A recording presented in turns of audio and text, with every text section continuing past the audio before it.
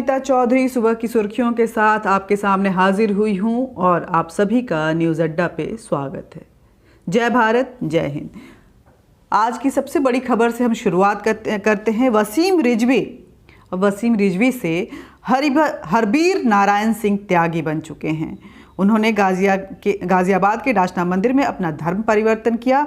इसके साथ ही उन्होंने कहा है कि अब मैं सिर्फ हिंदुत्व के प्रचार प्रसार के लिए काम करूंगा। और धर्म परिवर्तन करने के बाद वसीम रिजवी ने कहा है कि आज से सिर्फ हिंदुत्व के लिए काम करूंगा। उन्होंने कहा कि मुसलमानों का वोट किसी भी सियासी पार्टी को नहीं जाता है। मुसलमान सिर्फ हिंदुत्व के खिलाफ और हिंदुओं को हराने के लिए वोट करते हैं, ऐसा वसीम रिजवी का कहना है। क्या कुछ कहा है उन्होंने, आइए सुनाते हैं आपको। क्या कारण रहा कि आप धर्म परिवर्तन कर रहे हैं? धर्म परिवर्तन की यहाँ पर कोई बात नहीं है। जब मुझको इस्लाम से निकाल ही दिया गया तो अब ये मेरी मर्जी है कि मैं किस धर्म को स्वीकार करूं। सनातन धर्म दुनिया का सबसे पहला मज़हब है, पहला धर्म है, और जितनी उसमें अच्छाइयाँ पाई जाती हैं, इंसानियत पाई जाती है, हम ये समझते हैं किसी और दूसरे धर्म में नहीं है। और इस्लाम को हम धर्म समझते ही नहीं हैं। इतना पढ़ लेने के बाद इस्लाम के बारे में, मोहम्मद के चरित्र के बारे में, और जो उनकी आतंकवादी चेहरा है उसको पढ़ने के बाद हम ये समझते हैं कि इस्लाम कोई धर्म नहीं है, मोहम्मद द्वारा ऑर्गेनाइज किया हुआ एक आतंकी गुट है जो 1400 साल पहले अरब के रेगिस्तानों में तैयार किया गया था। तो जब हमको निकाल दिया गया, हर जुमे को नमाज के बाद हमारा और महाराज जी का, यति नरसिंहानंद गिरी जी का सर काटने के लिए फतवे दिए जाते हैं, इनाम बढ़ाया जाता है। तो ऐसी परिस्थितियों में हमको इस्लाम कोई कहे या हमको कोई मुसलमान कहे, इस पर हमको खुद शर्म आती है। और तो आपने देख लिया कि किस तरह से वसीम रिजवी जो हैं वो पूरी तरह से अब हिंदुत्व को अपनाकर हिंदुओं के साथ मिलकर देश के लिए काम करना चाहते हैं। उनका कहना है, पहले भी वो कहते आ रहे हैं कि जो मुस्लिम धर्म है वो कहीं ना कहीं जो मानवता का विरोधी धर्म होता है वैसा धर्म है, ये वसीम रिजवी का कहना है। और इसके साथ ही आपको बता दें कि मुंबई टेस्ट मैच में भारत ने न्यूजीलैंड को 372 रनों से हराया है। टेस्ट सीरीज भी अपने नाम कर लिया है। और आज बाबा साहब आम्बेडकर की पुण्यतिथि है, जिसको लेकर के प्रधानमंत्री नरेंद्र भाई मोदी, राष्ट्रपति रामनाथ कोविंद, उपराष्ट्रपति एम वेंकैया नायडू और लोकसभा अध्यक्ष ओम बिरला ने अन्य सांसदों के साथ डॉक्टर बाबा साहब आम्बेडकर के 65वीं पुण्यतिथि पर संसद में उनको पुष्पांजलि और श्रद्धांजलि अर्पित की। साथ ही आपको बता दें कि आज विवादित ढांचे के गिरने का भी दिन है। बाबरी मस्जिद को आज के दिन ही गिराया गया था और वीएचपी इसे शौर्य दिवस के रूप में मनाती है।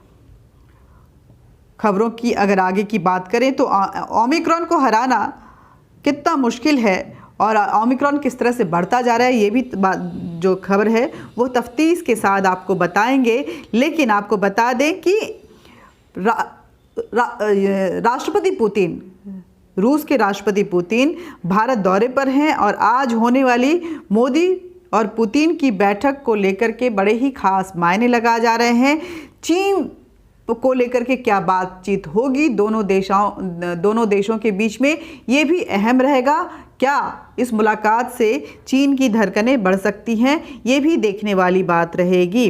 बहुत सारी ऐसी चीज़ें हैं जिसको लेकर के बात हो सकती हैं, जिनमें उनकी भारत यात्रा के दौरान 2+2 की वार्ता में सबसे अहम मुद्दा जो है रूस की S-40 मिसाइल डिफेंस सिस्टम की आपूर्ति को लेकर के रहेगा।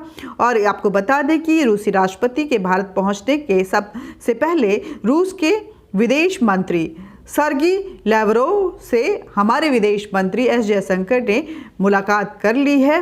वो दिल्ली पहुंच चुके हैं रूस के राष्ट्रपति के यहाँ पहुंचने से पहले, और भारत और रूस की बैठक के दौरान दोनों देशों के बीच समझौतों पर अंतिम मुहर लगेगी। इस बीच पहली 2+2 वार्ता एस जयशंकर और सर्गी लेवरोव के बीच हो चुकी है। मिसाइल डिफेंस सिस्टम को भारत ऐसे समय में खरीद रहा है जब इसको लेकर के अमेरिका ने तुर्की से अपनी नज़रें फेर रखी हैं, तीखी कर रखी हैं और प्रतिबंध लगाया हुआ है। हालांकि उस वक्त भारत के बाबत अमेरिका ने कहा था कि क्योंकि भारत ने अभी इसकी आपूर्ति नहीं हुई है इसलिए उस पर फिलहाल प्रतिबंध लगाने का सवाल ही नहीं उठता। लेकिन आज मोदी और पुतिन की होने वाली मुलाकात में ये साफ हो जाएगा कि Bharat S-400 missile defence system की आपूर्ति किस दिन से शुरू करने जा रहा है। इस मिसाइल सिस्टम को भारत के मिलने के बाद भारत की सैन्य क्षमता माना जा रहा है कि कई गुना और बढ़ जाएगी।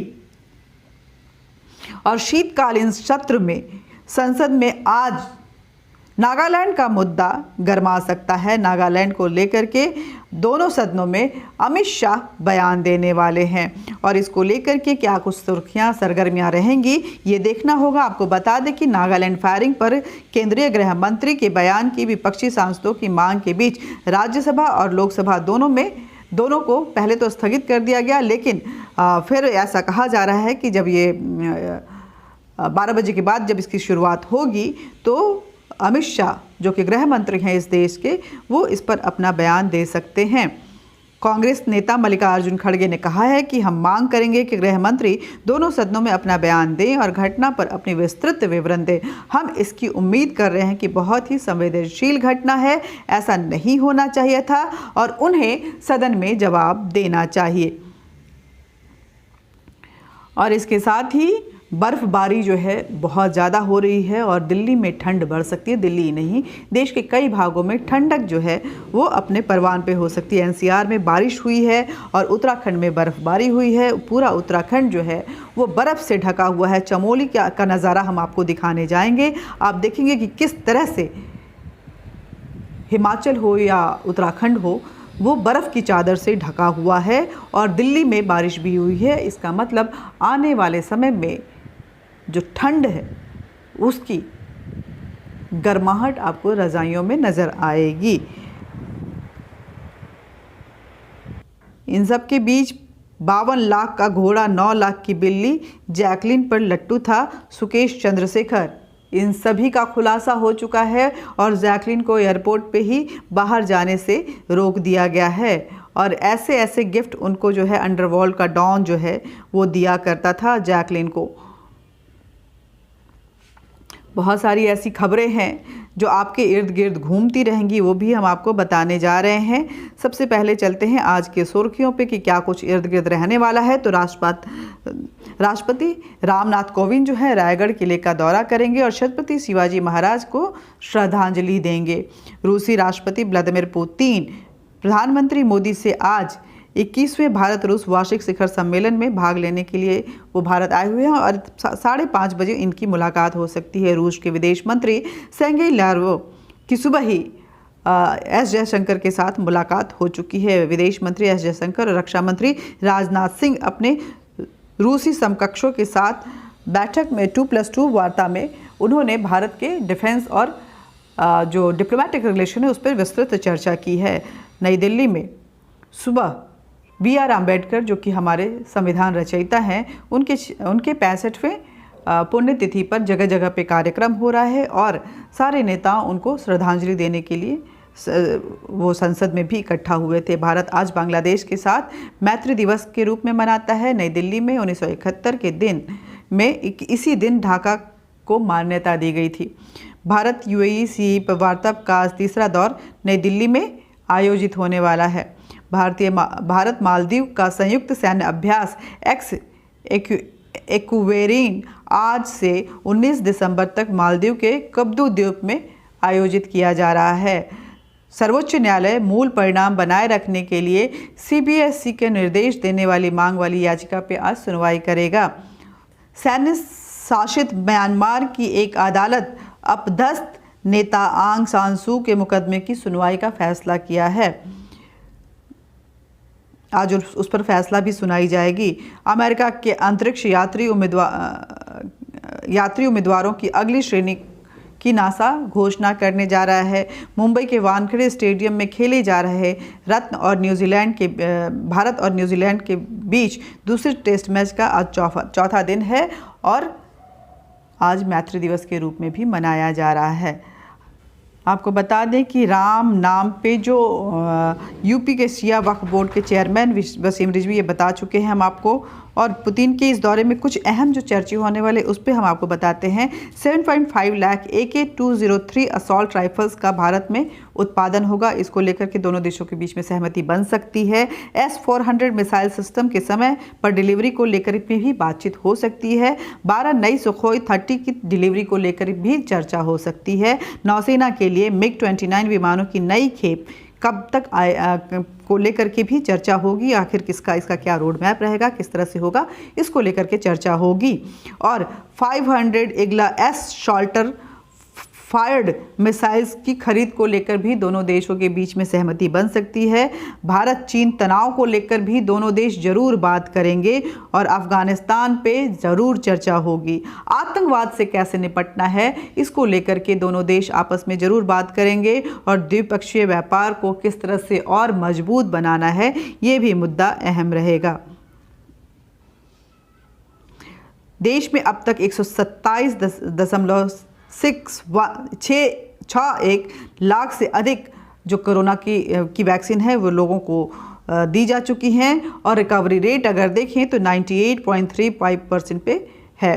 राजस्थान से कोविड-19 के ओमिक्रॉन वेरिएंट के 9 नए मामले सामने आए हैं जो दिल को दहलाने वाले हैं और देश को चिंता में डालने वाले हैं। महाराष्ट्र से 7 मामले सामने आए हैं, दिल्ली से 1 मामला सामने आया है। इसके साथ ही भारत में अब तक ओमिक्रॉन के 21 मामले सामने आ चुके हैं। 6 दिसंबर को बाबरी मस्जिद विध्वंस की बरसी से पहले मथुरा की सुरक्षा कड़ी कर दी गई है और धारा 144 लगा दिया गया है। इसकी तस्वीर भी हम आपको दिखाते हैं।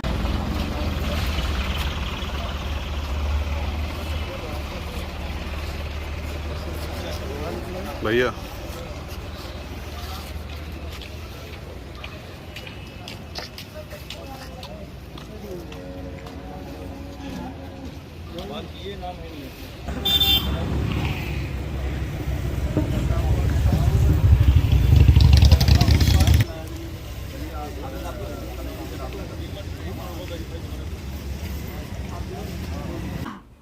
आंध्र प्रदेश तमिलनाडु के पूर्व राज्यपाल और आंध्र प्रदेश एकीकृत राज्यपाल के पूर्व मुख्यमंत्री कोनिजेती रोसैया का एक संक्षिप्त बीमारी के बाद 4 दिसंबर की तड़के हैदराबाद में निधन हो गया। 88 साल के रोसैया कांग्रेस के सबसे वरिष्ठ नेताओं में से एक थे।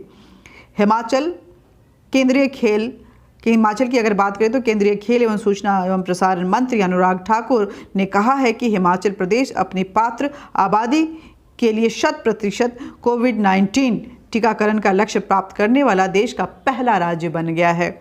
और जम्मू कश्मीर के पूर्व सीएम फारूक अब्दुल्ला ने कहा है कि राज्य में अनुच्छेद 370 और 35A को बहाल करने के लिए अगर उन्हें कुर्बानी भी देनी पड़े तो वो देने को तैयार हैं। किसानों के विरोध का उदाहरण देते हुए फारूक ने कहा कि जब किसानों ने कुर्बानी दी तो केंद्र ने तीनों कृषि बिल रद्द करने पड़े, हमें भी इसी तरह बलिदान नहीं देना पड़ सकता। मतलब वो आतंकवाद को एक बार फिर उकसाने की कोशिश कर रहे हैं। मणिपुर केंद्रीय बंदरगाह, जहाजरानी और जलमार्ग मंत्री एवं आयुष मंत्री सर्बानंद सोनोवाल ने मणिपुर के एक आयुष विकास पैकेज की घोषणा की है। उन्होंने वीडियो कॉन्फ्रेंसिंग के माध्यम से मणिपुर के सीमावर्ती शहर मौरे में निर्मित 50 बेड के एकीकृत आयुष अस्पताल का उद्घाटन भी किया है। राज्य निर्वाचन आयोग ने राज्य में पंचायत चुनाव के लिए कार्यक्रम की घोषणा कर दी है। राज्य निर्वाचन आयुक्त वसंत प्रताप सिंह ने कहा है कि 3 चरणों में ये चुनाव होगा। 6-28 जनवरी और 16 फरवरी को मतदान होंगे। और नागालैंड के सोम जिले में इंटरनेट SMS सेवाओं को निलंबित कर दिया गया है। ये सुरक्षा के मद्देनज़र किया गया है। सुरक्षा बलों द्वारा नागालैंड के सोम जिले में नागरिक हत्या की सूचना के बाद राज्य सरकार ने सोम जिले के पूरे क्षेत्र में सभी प्रदाताओं के सभी मोबाइल इंटरनेट डाटा सेवा पर रोक लगा दी है। थोक SMS पर भी तत्काल प्रभाव से रोक लगा दिया गया है। उत्तराखंड में प्रधानमंत्री मोदी ने देहरादून में 18,000 करोड़ रुपए की परियोजनाओं का शुभारंभ किया। दिल्ली देहरादून के बीच यात्रा का समय मौजूदा 6 घंटे से भी आधा आ सकते हैं। तो ये हैं आज की जो खबरें थी वो, और इसके साथ ही हम बाकी खबरों के साथ आपके सामने रूबरू होते रहेंगे, आपको अपडेट करते रहेंगे। सुर्खियों में आज इतना ही। नमस्कार, जय हिंद, जय भारत।